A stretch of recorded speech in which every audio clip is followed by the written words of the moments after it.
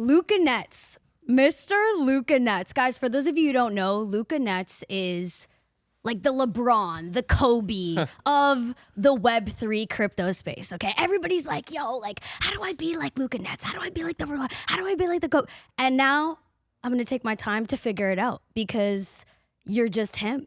You know, how do you do what you do? What does a morning look like to be Luca Netz? You're young, you're killing it.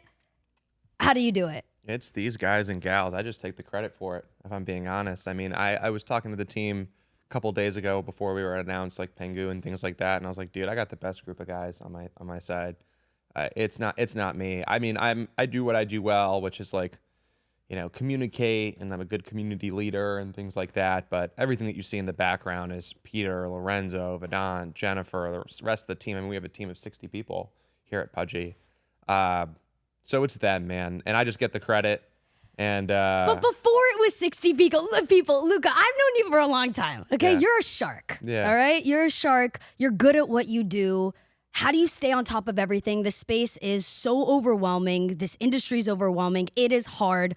Like, honestly, advice-wise, like, how do you keep it laser focused? Because obviously you don't get to, you know, be kind of like the Kobe and LeBron of mass adoption in this industry just for no reason. I think it's because we're hungry. Like, back to the Kobe and LeBron, you know, analogy. Like, it's our greatest strength. Some would argue it's a weakness, and I understand the argument. Like, we're competitive. And we want to win. We want to win so bad. We want to be the biggest and the best. We think that we deserve to be the biggest and the best. We think our community deserves to be the biggest and the best. You know, we feel like we've earned our stripes here the last couple of years, and we feel like the time is now for us to separate ourselves from the pack. And so I think, like, at its core, years ago, like, we came into this with something to prove. We put millions of dollars on the line. We put our reputations on the line. We put blood, sweat, and tears. We got backstabbed by friends. We got screwed 100 different places. We chewed glass for months. We've been through every FUD storm that you could possibly go through. And we just want it. We just want it so bad. And we don't even, you know, we want it for ourselves, obviously, and for the company, but I just want it for the community, right? Like, I want it so bad for them. You know, Penguins, if you're not familiar with the lore, like, they were ridiculed. Like, they were kicked down. Like, a lot of the Penguin story, I think, is a little resembles my story a little bit, which is like, you know, grew up and like everyone counted us out, kind of got like faded, got like fingers pointed at. It was kind of the joke and the laughing stock, or so I felt. Though it's probably maybe not literally the case, because I was okay, you know, growing up from that point perspective. But it always kind of felt like that. I always felt like I had a chip on our shoulder. And I feel like Pudgy is like that kind of story, you know, amplified through like these Penguin NFTs. And so for me, it's just like, I want the Penguins to feel what I felt when I made it, which is like, yeah, like I knew I made the right decision. I knew I was the smartest. I knew I had conviction. And when everyone was saying, don't fade these guys or get this or get that, and everyone was picking their tribe, Penguins picked the right tribe. Right? Like, that means so much more to me than anything else. And I know that value will get reciprocated. Like, I'm in, you know, like, I just know the way this space works. And it's like, look, man, if I just take care of them, they'll take care of me. I know it. Right? And so I think a lot of it just comes through like our competitive nature. We all played sports. All of us were competing when we were younger. You know, I hated losing. I loved winning. And I think the C-suite is like in that same bucket where it's just like, dude, our time is now. We have all of the ingredients to succeed. Now it's time that we put it on the line and we show the world that like this is this cycle's cultural phenomenon, and we respect and honor everyone who paved the way, but it's not their time. It's ours. See, that's the Luca that I know. You know, that's why you're like, okay, it's good. Shout everybody out. It's a team effort, but like, that is Luca Netz, and that's why we call him the LeBron, the Kobe of the crypto Web3 industry. So I want to be able to have people send this to their grandma, to their friends, to their cousin. Like, everybody's asking about meme coins. They're on TikTok, they're on Instagram, they're on social media. How do you explain what Pudgy Penguins is and this whole ecosystem to your grandma? Yeah, it's a great question. So I think to answer that, it's important to note like Pudgy Penguins' mission. Our mission was twofold. One, to be the face of penguins around the world. So when you think penguins, I want you to think Pudgy Penguins. And then the other is to be the mascot in the face of crypto, right? And I think when we accomplish those two things, like how we get there is like, we're a brand that's all about uplifting people, all about, doing well by others, all about making products that people love and creating affinity and memories around a character that, impacts people in a positive way, right? And I think by building a brand that represents those values and then trying to be the face of penguins and trying to be the face of crypto around the world, if and when we accomplish those two things, having that foundation and being those two things, I think there's just nothing better for the space, both for, IP, which I think the IP business is in desperate need of, something new and fresh. And I think Pudgy Penguins is very much that. But more importantly, I think crypto needs this the most, right? Like crypto is still taboo. It's still intimidating. Penguins is the only IP in the space that everybody can get, that everybody can galvanize around, that everybody can resonate with, no matter if you're 5 years old or 60 years old, or if you're black or white or Asian or a man or a woman or an engineer or an artist. Like everyone can identify with the penguin. It's so universal. There's nothing funky about it. There's nothing strange or different. It's not really taste specific. It's the cutest penguin ever made, right? And everyone loves penguins.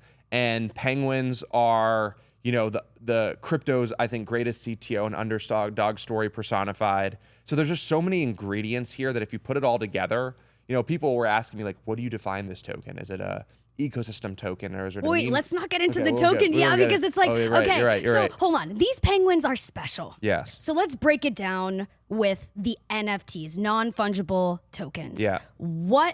How did you connect the NFTs to the IP? Let's start with like the umbrella, because you got NFTs, you got gaming, you got a token coming up, alpha. Stick with me. Right. We'll get there. But there's levels to this. Yeah. So what are the levels? Yeah. So I think let's look at it from a funnel perspective. It's kind of like a thought that I kind of started really thinking about early on. At the top of the funnel, you have demand, right? And so like what creates that demand? Is that millions of followers on Instagram? Is that millions of followers on TikTok? Is that billions of views every single month on Giphy, right? Is it toys and millions of households? Like it's the demand creation and the affinity creation that starts with the top of the funnel. And then as you kind of trickle down, initially our kind of middle of the funnel was like Pudgy World, right? Which is like from toy buyer or Instagram follower to toy buyer, you'd kind of convert into this like, blockchain style experience, kind of in the back end with some sort of like gaming front end. Can we talk about the blockchain style experience? Yeah, so you guys will see it in its final form here very shortly.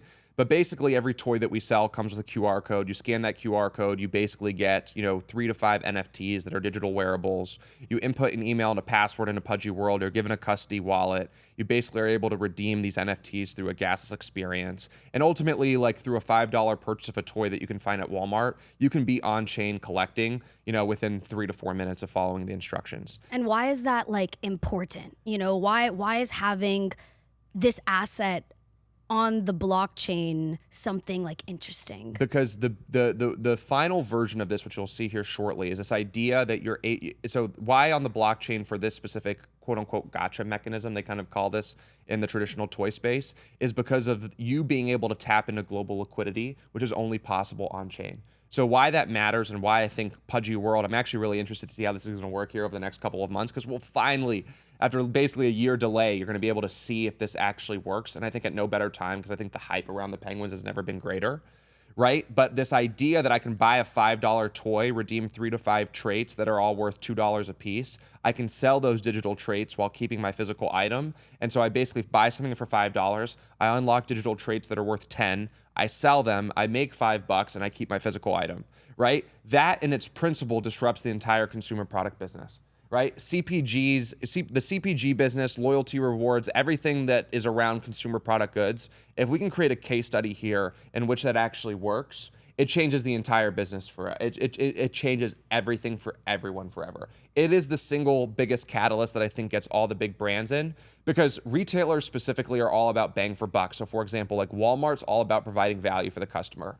If I go to Walmart with data, right, millions of dollars of data that like supports this thesis, I unequivocally, undeniably become the most valuable product on their shelf in terms of bang for buck for their customer.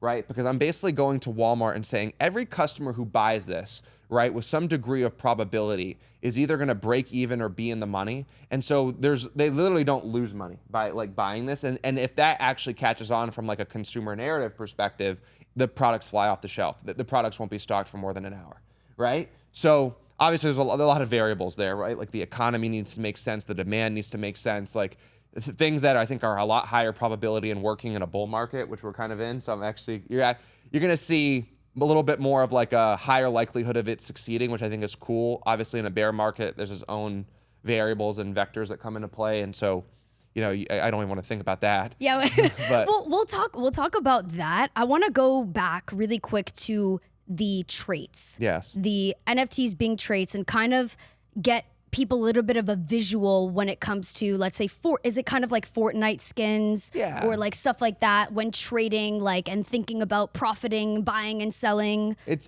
digital collectibles, right? So the same way that I would buy a Michael Jordan fleer, I think it's more akin to like, you know, baseball or basketball cards, right? I think that's a better analogy because, you know, except, you know, the difference between a basketball card and a Pudgy Penguin NFT is obviously you have to compare, you know, brand awareness and affinity and things like that. But in principle, the digital collectible is a lot better of a medium than the physical collectible because there's no insurance issues, there's no spoofing, you know, issues when it comes to collecting, there's no friction when buying or selling, there's no shipping issues, there's no storage issues, right? Like there's a ton of. Why is that? Well, because by the nature in which the NFT lives, right? So the NFT, right, the Pudgy Penguin collectible and the Michael Jordan fleer in principle are the same thing. They're collectibles, right? One is digital, one is physical. But the nature of a digital collectible has a ton of properties that physical collectibles do not, which is just the nature of being digitized, right? Like you know, like for example, you know, I collect art. I don't have any more wall space for any more art, right? So there's only so much art that I can buy. But I can buy an endless amount of NFTs because my wallet can hold endless amounts of art, right? And my gallery can be infinite, right? Because it's digitized. It's just one. It's just the difference between physical and digital, right? So NFTs naturally have the properties of physical collectibles, except them being digitized. And so everyone is kind of funny because when we kind of came into this, you know, everyone was like, what are you doing? And I'm like, I'm really just doing what physical collectibles are doing, right? And I'm just trying to do the same thing that like they're doing because there's really no difference. Everyone's trying to like reinvent what digital collectibles should be. And it's like, no, they're already reinvented because of the mechanism in which they live. Now what you have to do is actually meet the physical collectibles where they are in terms of brand awareness, brand affinity, you know, love, connection, things like that, right? And that's really what we spent the last 3 years doing, which is like, okay, like how do I become popular? How do we become an internet icon? How do we create love and rapport around this brand? And then kind of work backwards. I mean, you have like people like Kai Cenat, you know, flashing the Pudgy Penguin to like hundreds of thousands of people. We also call Luca Netz, by the way, guys, the IP brand genius. Okay, I do. I feel like you know, again, you kind of touched on it a little bit about the lore with Pudgy Penguins and how you saved the day. I remember seeing Pudgy Penguins NFT collectibles at $60. I did, yeah. They're and then $100,000 a day, pretty much. And now today they're $100,000. Good job, Ed. Yeah. Pretty much. Not there yet, I don't think. You know, still more to go for sure. Because you have a big vision, but super exciting to look back nonetheless. And that really is, yes, your team and everything, but also you and your eye and what else? Because I mean, it took a lot of, entrepreneurship and just business savvy stuff to do what you did. I don't know if you could give, you know, a quick brief for everybody that's new here, what you did and how you saved Pudgy Penguins and took it from being $60 and actually going to be kind of like ran to the ground to a $100,000 asset. Yeah, I mean, the 30-second TLDRs, we bought this business about 3 years ago for $2.5 million, seeded it for 500,000. Basically, the day we bought it was the beginning of the bear market, so it was down only. You know, been through so many trials and tribulations, so much suffering, business, you know, literally at its last dollar multiple times. You know, we haven't taken any money from community outside of, you know, programmable royalties, which got cut 90%, literally a month after we bought the project, right? Like we just try to do everything right to the best of our ability and just try to create something that the space could be proud about. I mean, like we really just tried to do what we thought was the right thing to do by our holders in our community. And it was still a hard ride. A lot of people still didn't pay attention. Even recently, like 3 months ago, you know, people were like, Penguins are dead. They had their run, right? Like as if I don't know what I'm doing, right? So I think like, you know, And there's so much in between. And so what we've accomplished, right, we're in 10,000 retailers, most notably Walmart and Target, have had monster collabs. Just did a Vandy collab, and he just did a Pokemon collab, which I think is dope. I know you respect that. You know, there was, you know, we have billions of, north of 50 billion views on social. So I think 40 billion of those are on Giphy, right? I think is huge. So obviously through mimetic distribution, I don't think there's a crypto native IP outside of Doge that has more mimetic distribution to the normal world than us. Right. So we have a lot of the ingredients, you know, tons of lives change. I don't know if you've seen Pudgy Kindness or Kind Pengu on TikTok. We changed the username, but like, dude, we're changing lives on that channel, you know, 500 million views off like 10 videos, I think, something like that. It's just a beautiful story. And I just really want to represent the space to the best of our ability. I want to do good by people. I want to try to, you know, uplift and set the example to the best of our ability. And obviously, you know, we can't do everything right. We've made some mistakes, don't get me wrong, but we're going to try to lead as well as we can. What do you think people are getting wrong when it comes to crypto, Web3, and this whole entire ecosystem? They just think it's their show. It's so arrogant in their positioning. I only know what we know based on like our success. So, you know, you may agree or disagree with me, but I think it's just like, take care of your community, be community first, and I know they'll take care of us, right? Like, we're still riding here. We're still doing our thing. Like, you know, but like, I know if I take care of them, they'll reciprocate that value. Right. And I don't know how or when or what that's going to look like. I mean, obviously, if, you know, I actually do know that now, you know what I mean? But like, let's just take care of them. Let's make them succeed. And everyone just like tries to take a really arrogant approach here, which is like, this is my business. I make the shots, right? This is like within the Web3 ecosystem. They just what think about they run without? the show. What do you think people are getting wrong outside of the Web3 ecosystem about crypto looking into the whole industry? I think they have PTSD, right? Because the problem with making crypto bull cycles and adoption cycles about price going up is retail is always the last one to hold the bag. And so really like every adoption cycle, let's say for every million new people that come in, maybe 50,000 make money or see the opportunity and stay. And then the other 950,000, you know, sing the curses of crypto until they forget about it and that PTSD leaves their body. Right? But like 95% of people from a normie and retail perspective get burned in crypto. Right? So that's the problem. You know what I mean? And I think that's a little bit, they don't believe it's real and tangible. So a lot of what Pudgy is like, how do you meet consumers and retail that's not predicated about price, right? Might they find a Pengu and you know, the Pudgy NFTs? Like, yeah, they'll find that, right? But like, let's create our first touch point around a product that they sleep with or that they put on their backpack, or, you know, a social post that their significant other sends each other, right? Because it's funny or uplifting or makes them feel good or makes them happy. Let that be the first touch point. And then like over the course of time, if they want to align themselves and if they believe in the vision and the movement that is the Pudgy Penguin, then they can do other things, right? But I think it's all about aligning first. You say you have a team of 60 people.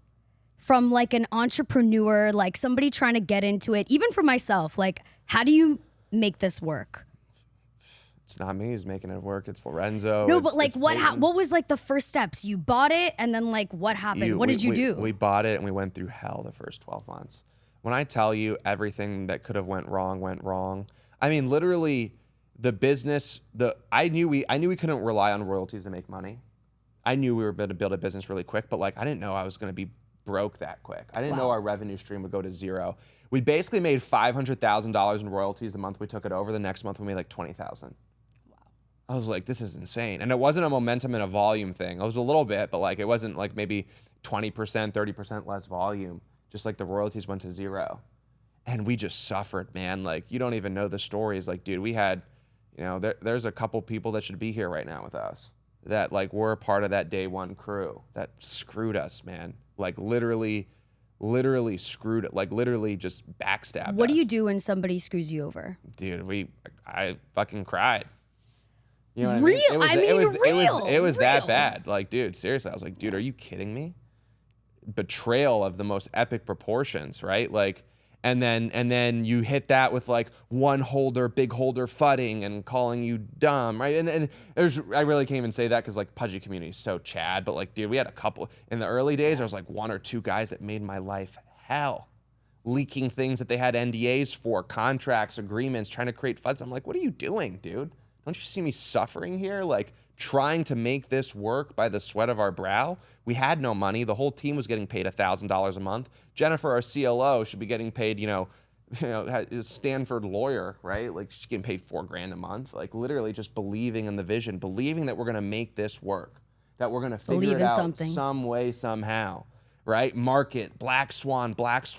I got on a call with 300 venture investors to raise our round. No. And like, I'm coming off the backs of like $100 million a year business in Gel Blaster.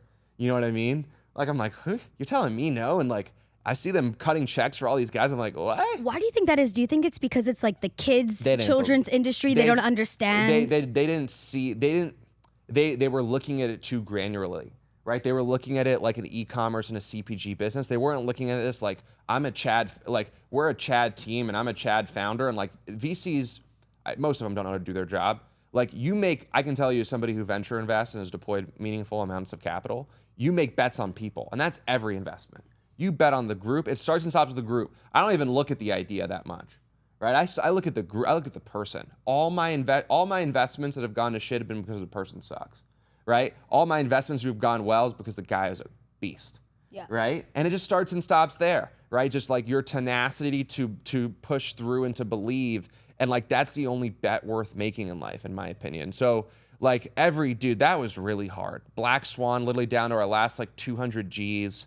And all these guys just telling us no and no and no and no, and we don't believe. And then at the same time, you're seeing them cut ridiculous checks. I mean, dude, funny story. Andreessen could have bought 20% of Pudgy for $5 million at one point, and they didn't. And then a month later, they gave Moonbirds $50 million. Do you know how I felt? Wow. I was like, "Are you crazy?" Insane.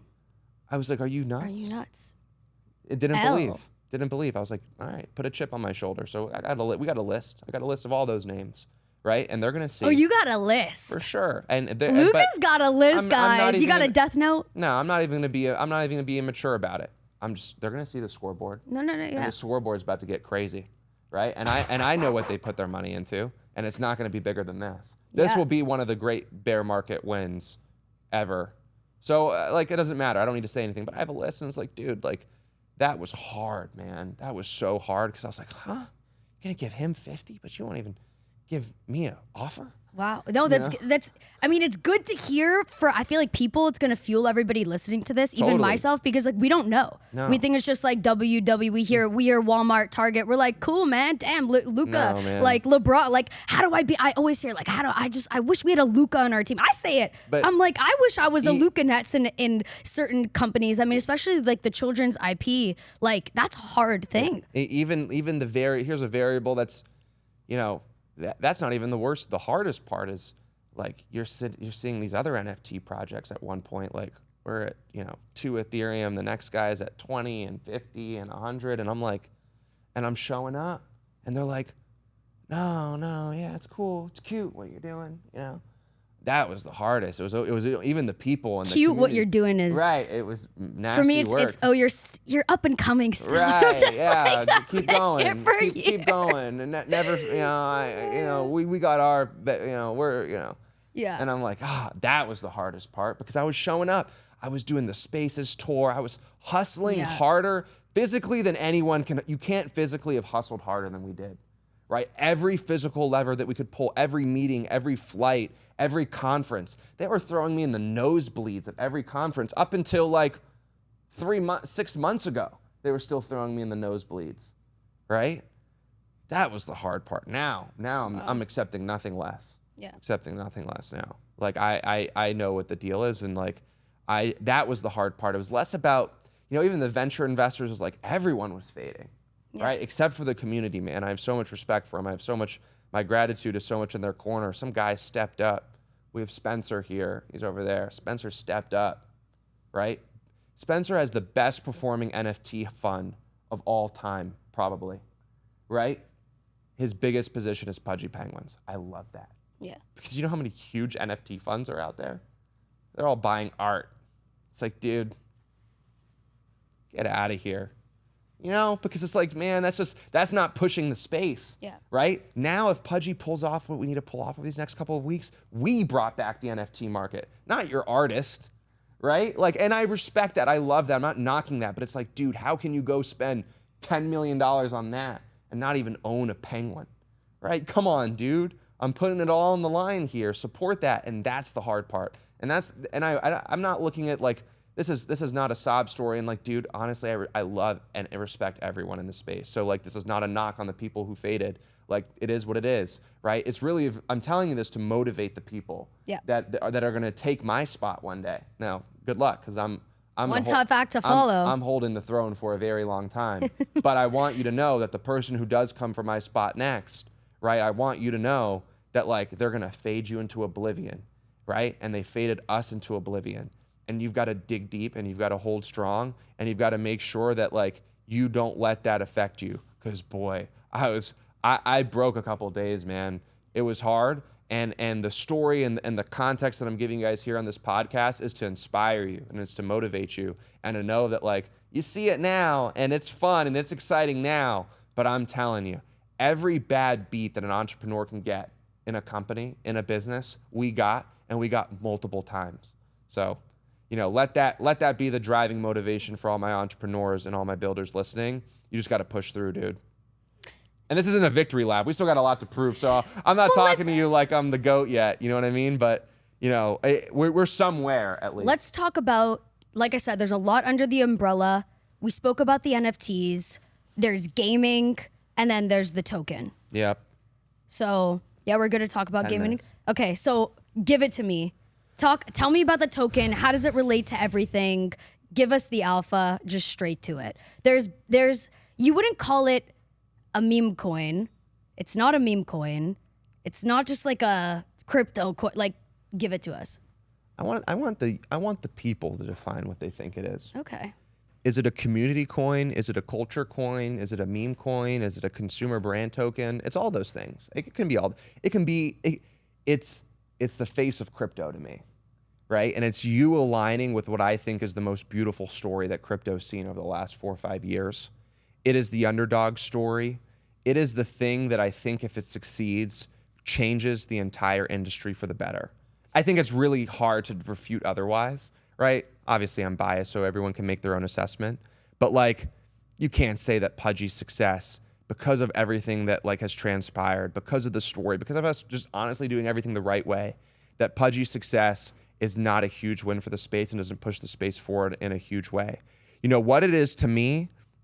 I think it's pretty easy to like index. I think the place that I think a lot of people fall on is like a meme coin plus, right? Which is like, from a technicality and a structure perspective, it's very much a memetic coin, right? And you know, 40 billion views on Giphy is a lot of the content is memetic, right? So, you know, relatable and memetic. So I think in principle, a lot of people will take that narrative, right? And there's prophecies and there's lore. There's lore around Pengu, man, long before my time. And I think from that perspective, like, I think a lot of people will identify it there. But, you know, I'm going to put that blue Pengu in Walmart and Target, right? Like, I'm going to put that, you know, at #1 on the App Store and, you know, in the hands of millions of people and all over socials. And, I'm going to put this thing on the big screen someday, right? Right? So, like, I'm going to do all these things. So it's like a meme coin typically doesn't do anything, right? But I'm a firm believer that, like, I actually think this is going to be the first case study of the evolution of them, because I actually think them doing nothing is a little disservice for, I think, the opportunity and the potential that they can become. I've always been of the guidance that if Doge had a machine, somebody like us behind it, Doge would be exponentially more valuable. Because like Doge could lever so many movies and TV shows, and you just can't tell me that IP proliferation doesn't create demand, and demand doesn't make things more valuable. I mean, this is a very simple concept to understand, I think, for anything that's, you know, has some sort of fixed supply, right? It's really a demand and supply model, right? So like, you're telling me that the millions of followers and the hundreds of millions of views I get every single day, like, doesn't impact, you know, doesn't support the ecosystem and the thesis I find that argument impossible to make. What are you going to be able to do with the token Pengu? I think you're just going to be able to align and participate. And whatever that means. Luca, that is so vague. You got to give me something. I can't. Whatever that means to you is whatever it means to you. Buying stuff. It's whatever it means to you. It's whatever you assume, whatever you think we'll do. I think we're a smart group, right? But it's bet on the people. And go into it and put it through the lens of like, this is alignment. I know they create excitement. I know this is fun, but don't have any greater expectation than your local Doge or your Pepe, right? It's the same vehicle, and anything else I think is surprise and delight. Can I ask you a quick question? I know we have to wrap. Why Solana and not Abstract or any other chain? It's so funny because like the intent was to do it on Abstract, but it just wasn't ready. And so crypto is really important about timing, right? And like there's a moment in time, and my gut knew, dude, like I knew that this was the time to do it. And it's like, why rush such an important thing like Abstract for the sake of trying to time something that is not necessarily directly correlated with one another, right? And that's and then it's like, stop overthinking it, because it's like Pengu's success only makes Abstract exponentially more successful. It only makes the community bigger. It only creates more hype and more momentum. It only anchors things. It just grows the army, right? And so a lot of the people building on Abstract really indexed two things. They were like, we believe in their ability to get Web2 distribution, and we believe Pudgy's is the best community to tap into to crypto. Well, the first one still remains true, and the second one just got significantly more meaningful because I'm gonna have hundreds of thousands of holders here really quick, really fast, right? And so the army that is the Penguin is now no longer 10,000 people, it's 500,000 people, hopefully 1 million people, and I think that is so much more significant for Abstract success, and it's gonna go multi-chain, right? I believe in a multi-chain future. I think Solana is the place that we really wanna, I think what we can bring to Solana is really important for that ecosystem, and I think we can just do something from a unification perspective. I think we can just bring it all together in a way. You know, I know they have their PVPs versus ETH L1, ETH L, but from our perspective, it was like, dude, Pudgy is not the face of Ethereum. It's the face of crypto, right? And for us, I believe in the Solana ecosystem so hard. I believe in that community. I believe in that culture. Like for us to not have a presence there in a vertical that I think we're so well suited to help pioneer and kind of pave the way for, I think would be a giant disservice for us and our ecosystem, and I think a giant disservice for the space and the Solana ecosystem.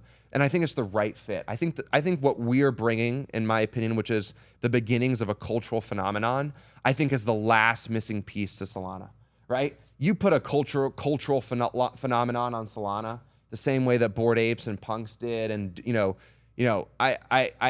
I think it changes that ecosystem for the better. And I would love, based on my interactions with that community, nothing I would love more than to do that for them. Now, eventually, right, it's going to be an SPL token. So eventually, it will be on What's EVM. an SPL token for those that are listening? It's just like one of the native, token standards for Solana, and how, there's different token styles and how you can kind of launch things. SPL is probably the most common. So, nothing rocket science or different on token. When is it set to launch?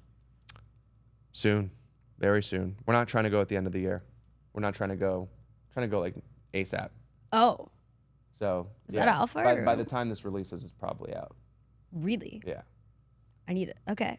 Soon. Yeah, I don't know when this releases, but it probably. But like, all right, before the end of the year, and we're December. Yeah, I said 2024. Just wrapped up. I said 2024, but I didn't try to do it. You're coming in hot. I didn't say I don't want to do it for Christmas. You know what I mean? Like I don't want it too far.